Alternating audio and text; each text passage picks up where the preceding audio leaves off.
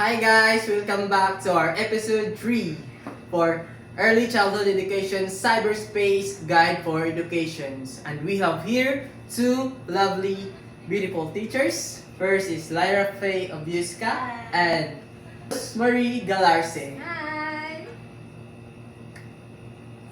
So today, they are here to share their knowledge of what is Khan Academy.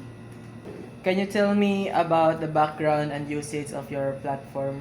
So, kining Khan Academy is a free online learning platform. So, ang mga bata ani is pwede sila makalantaw og videos, naapod ni siya stories o daghan kay nga fun games. Sa math nga subject, science, reading or history or unsa pa na diha. Og the use of these apps is to teach and learn, and also ang purpose po ani nga kuan nga apps is para makatuon ang mga bata at their own pace, ma-improve ang ilang social skills, ilang mga knowledge. So, fun good siya, makainganyo good sa bata, and the same time is interactive maka-learn ko. siya. But also, nandil lang kaya magdula-dula sila ana nga apps, but also naa sila makuha nga learning ana ilang dula. Okay. There's a rest and threats, di ba? So, can you explain the content safety, overexposure to screen time, and ethical issues? So, daghan gid kayo mga kuan ani, mga risk aning kaning Khan Academy. Pinakauna is less interaction. So dili na kay sila makadula-dula outside sa Kaya na-focus naman gid sila na platform, di ba? Focus na sila ani nga Oo, so more isolated bitaw sila anang platform gyud, na-focus gyud sila. Yes. Ikaw, sa pinaka Especially kanang overexposure sila. Di ba naman yung mga bata nga pagbabad na kayo sila sa technology is di na sila masugo. Oo, Di- sila pa yung maulit, di ba?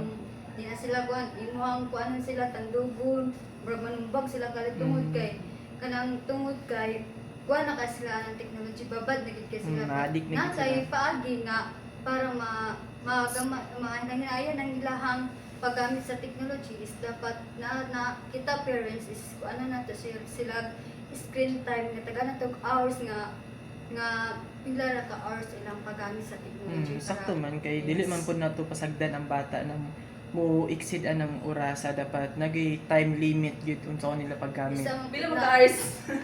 Pila ka hours? 1 to 2 hours Ah. lang dapat. Okay. So, sa akong madagdag sad is kanang kuan siya, dili siya magamit kung wala gid siya internet connection. O kanang dapat if magamit ang mga bata anang nga apps aning Khan Academy is dapat pinakauna ilasang lantawon, i-guide sa nila kung usaon, ug dana ra gid dapat sila maglantaw kay nami uban bata gud nga maglahi na din sa apps ilang lantawon. So asa na dayon, so dapat i-guide sa teacher or parents.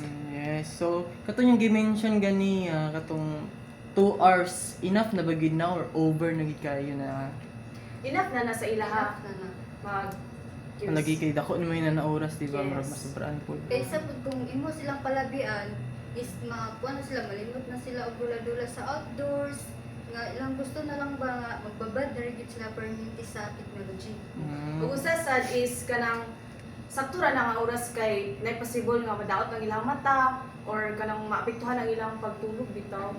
Mo Huwag pod na lagi. sila makatulog. So kanang about pod sa imong kan too much exposure pod na kanang gagamit na eyeglass nimo. So, wag pagtularan like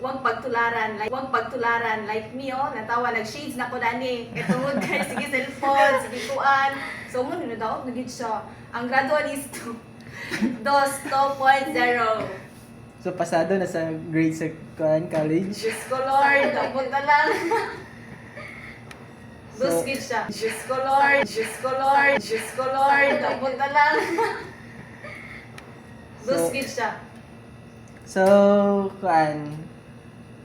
namoy tips or ways in promoting responsible of the digital use.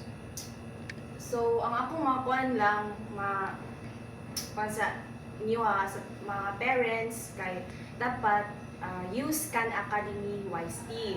Paano sila, gamiton sila, exactly. and also, kanang pagpahuwayon sad sila dayon. Mm. Tula dayon, pahuway nga na para ma-balance bitaw ang ilang pagkuan. Diyos ko Lord, abot na lang. So- Good siya. So,